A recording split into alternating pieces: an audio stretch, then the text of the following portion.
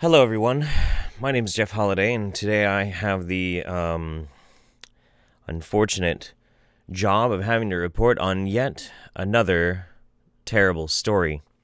It's kind of a common thing that happens on this channel because this is the thing that I feel very passionate about. These are the topics that I think really need to be addressed. If I have a platform, then I should be using it for things like this. And we like to have fun, of course, but this is the kind of stuff that really means something, to me and to others. And I am going to recount for you the unfortunate story of how anti-vaxxers helped kill a kid. So this story, I believe, first got spread on the 5th, got blown all over the internet yesterday on February 6th. And we have this article here from NBC News. On Facebook, anti-vaxxers urged a mom not to give her son Tamiful, and he later died. Online groups that routinely traffic in anti-vaccination propaganda have become a resource for people seeking out a wide variety of medical information. This is something we've seen quite a bit in the past. This is, people, instead of seeking out medical professionals, going to alternative health groups and asking fellow parents.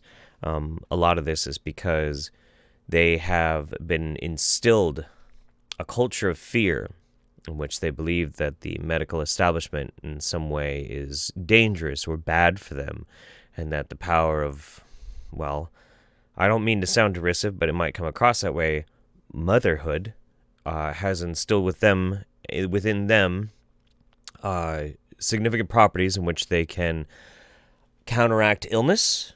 And then if enough of them are together and all reaffirming that, yes, in fact, actually, you could just do that instead of conventional medicine, that it will then work.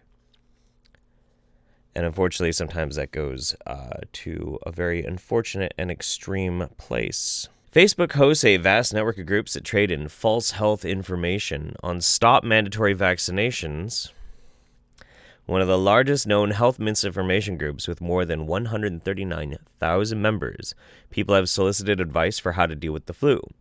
Members of the group have previously spread conspiracies that outbreaks of preventable diseases are hoaxes perpetrated by the government, and use the groups to mass contact parents whose children have died and suggest without evidence that vaccines may be to blame. We've spoken about Stop Mandatory Vaccination, and specifically, we've spoken about the man behind Stop Mandatory Vaccination, Larry Cook, twice before on this channel. I think I've mentioned him quite a few more times than that, but we've addressed him specifically twice, and I have those videos linked down in the description below. But we can recap just briefly. This is Larry Cook.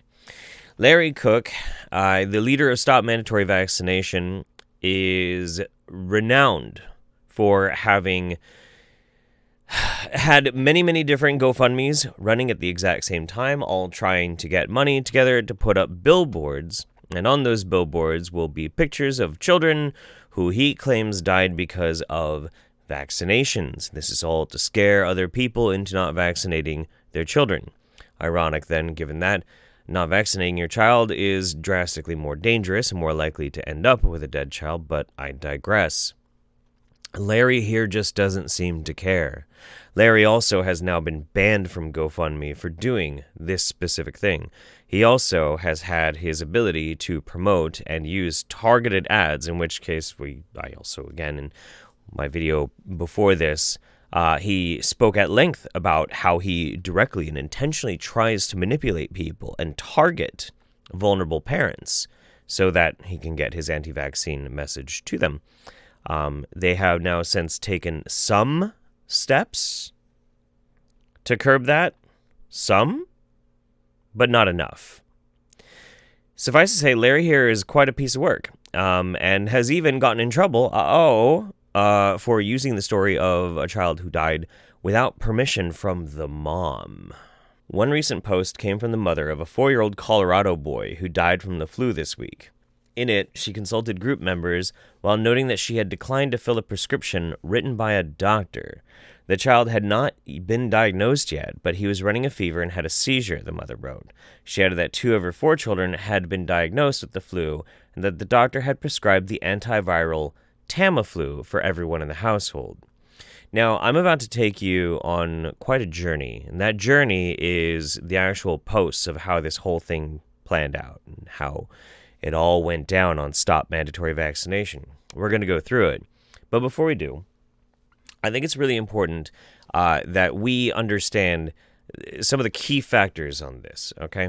You see, one thing I don't think enough places that are covering this story are putting emphasis on is that this woman was prescribed Tamiflu, which is very common when a household with a lot of children starts to get flu. They prescribe Tamiflu. But she was worried about the side effects of Tamiflu. I'm going to read those for you. This is important. Tamiflu side effects may include nausea, vomiting, diarrhea, dizziness, headache, nosebleed, eye redness, sleep problems like insomnia or cough or other respiratory problems, and maybe the flu stays. These are all pretty common. I mean, vomiting and diarrhea is uncomfortable, but it's also apparently rare. But that seems to be the severity of Tamiflu side effects. Just for reference, these are the side effects for Nyquil, for a basic dextro-based nighttime cold medicine, okay? Severe headache, seizure, fast pounding or uneven heartbeats, confusion, hallucination, severe dizziness or drowsiness, slow or shallow breathing, tremors, little or no urination, flu-like symptoms, easy bruising, unusual bleeding, nausea, pain in your upper stomach pain, itching, loss of appetite, dark urine, clay-colored stools, jaundice.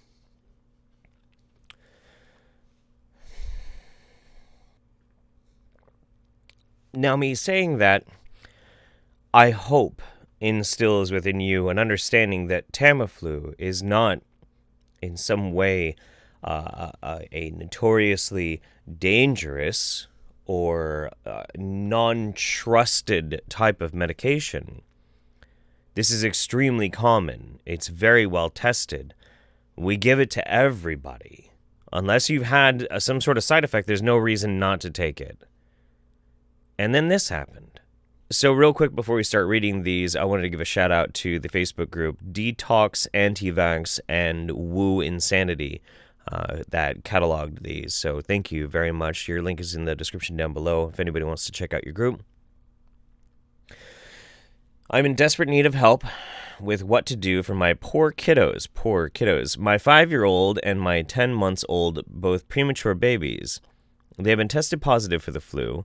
I am terrified my 4-year-old had a febrile seizure at only temp of 102. The doc prescribed Tamiflu. I did not pick it up. I am scared and freaking out. My 5-year-old, since yesterday, has had fevers anywhere from 102 to 104.6, with alternating Tylenol and Motrin. He's now not wanting to drink much or eat, and is just laying there, keeps saying his head hurts, and his eyes are pure red. Currently no clothes on with cool washcloths, and fever continues to grow. My 10 months old still eating, not so worried about him since he seems less symptoms, just the fevers of 101 to 102, but still active and eating, of course, breast milk. What can I give them to help the fever or the symptoms subside? Neither have had the flu shot. Update on my 10-month-old. Had a seizure and is now running fevers of 105. We've tried the elderberry, peppermint oil, vitamin C, lavender. The fever is still not breaking. Any other tips? I'm terrified for another seizure. Please no hard comments. I am a mama freaking out all alone in this with a family who believes in non-natural ways, so I'm going through alone, and they are making me feel bad for not putting him on Tamiflu. At this point in time, if these people were sane, these people in this Facebook group were sane, they would have told her to immediately go to the doctor. You have a 10-month-old baby with a 105-degree temperature having a seizure? Get off Facebook. Go to the emergency room. But that's not what they do. Nurse your baby, skin to skin, lots of sleep, boil thyme on the stove, everybody in bed and drink water. vitamin C until diarrhea. That's gonna help. That's gonna help a lot. Let's give the baby with 105-degree temperature an overdose of vitamin C until he has wet diarrhea. That's a great idea. Yes, it's scary. The doc told me to give my other 2 children and myself Tamiflu so we won't get it. You're better off taking vitamin D and C, elderberry, zinc, and eating lots of fruits and vegetables. Oh, okay, perfect. I'll try that. Oh, okay. Random person on a Facebook group. I'll take your advice over my doctor's. Okay. Should I just start the elderberry now and vitamin D now, or just focus on pushing fluids through popsicles, water? Also, how long can he go with having these high fevers before I should feel concerned? You should be concerned now. I guess I'm just worried because my other son having a febrile seizure, so I'm super stressed out because we had to do CPR when that happened. I'm going to head to the store now. She had to do CPR on her son. Again, these people are not saying, go to the doctor. They say, when my grandson was diagnosed with flu, we were all so worried, but honestly, it's been like a bad cold. We're pleased to see him improving so quickly. Thank you with the potatoes and cucumber. Is it the same when you place them in their socks as well? This is wild. Take off their socks if they have a fever. You can try placing some there. It wouldn't hurt, but place them in their forehead and have them lay down and rest. Almost makes with their undies on and a thin sheet only covering their lower body. This helps them balance the hot and cold so they won't get the chills either. They are advocating for, rather than taking these children who have had to have CPR performed on them, these children who need to go to the emergency room, they're saying they should put potatoes and cucumbers in their socks on their feet. That'll help. Common. God damn it. A common alternative treatment from, I suppose, the time of the Druids or something. I don't. All we are asking right now to please pray. Any church or no church, we ask you just take a minute and kneel down and pray for our son. He needs healing. We need a miracle. He is one strong champion. We have a long recovery ahead of us, but you got this fight, baby. Power of pray will work wonders and miracles. We need them all now. He just turned 4 January 11th. I was a mom who posted about my 5-year-old and 10-month-old being sick with the flu, and of my 4-year-old who showed no signs until a day before this happened, but treated with all natural remedies, and he went into respiratory failure and then sent him into cardiac arrest. I found him non-responsive and attempted CPR until the paramedics arrived, which was maybe 5 minutes, and they could get him back. He later started his heart by himself with no shocking, but now is not breathing on his own. I could so many comfort words and prayers. He also tested positive for flu B and parainfluenza. Look, I need to hammer this home. If you are ever in a situation where your children are at risk and they are in very critical medical situations, what you should absolutely not be doing is going and talking to people on Facebook, anonymous people you don't know, especially in a group that is giving you medical advice. You shouldn't be there. I'm not saying that it's necessarily going to hurt, but what happens if she's in there and her son is in critical condition and these people convince her into doing something even dumber? Why are you talking to them? They're not a doctor. They don't know you. They stand to lose nothing if what they say to you is bad. Nothing will happen to them, and you could lose everything. Hey, Twitter, my baby cousin has lost his life, and it would greatly appreciate if you could donate anything towards the GoFundMe. My baby boy, our family is devastated, and like I said, anything helps. He was only 4. Thank you. Now here it is. From Larry Cook himself. Mom says they were treated poorly by the hospital and, of course, never offered any real treatments that would have likely cured her boy. Oh, exactly, Larry. You have to nourish the body, which hospitals do not. They just poison. Oh, 100%, 100%. Okay. This kid's dead, okay? This family is grieving. And the reason why this child passed away is because the mother did not go and get the proper medical treatment. She didn't give her son the Tamiflu that the doctor told her to give him. Nobody in this group of well over 100,000 people, nobody is putting their fucking foot down and saying we have to put a stop to this. Where were the moderators in this group saying this is inappropriate? They as soon as they have a temperature of 105 degrees, or as soon as they had a seizure, you've had to perform CPR on your kid? No, lock the damn thread, private message them, and tell them to go to the goddamn doctor. But did they do that? No. And the kid dies. And what is this guy's response to it? Oh, well, it's the hospital's fault because they didn't make him feel welcome. Well, you made him feel welcome, and now their kid's dead. Wow. Wow, man.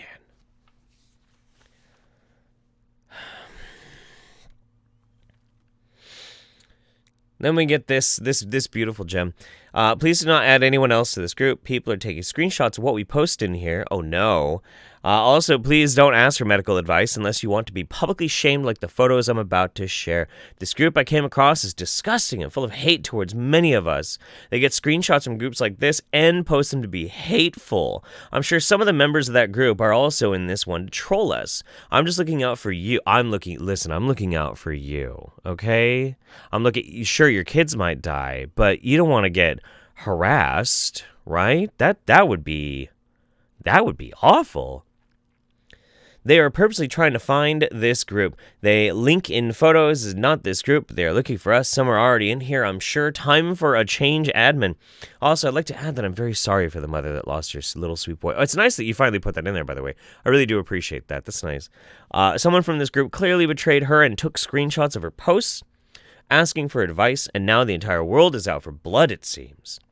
It's so heartbreaking.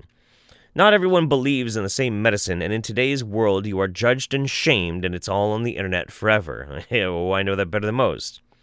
I'm just sad and mad at the internet world today. You're sad and you're mad at the internet world today. Me too. Traditionally speaking, I like to think that I champion the idea of free speech. I'm very comfortable with saying that I believe in free speech. I do. I think it's important.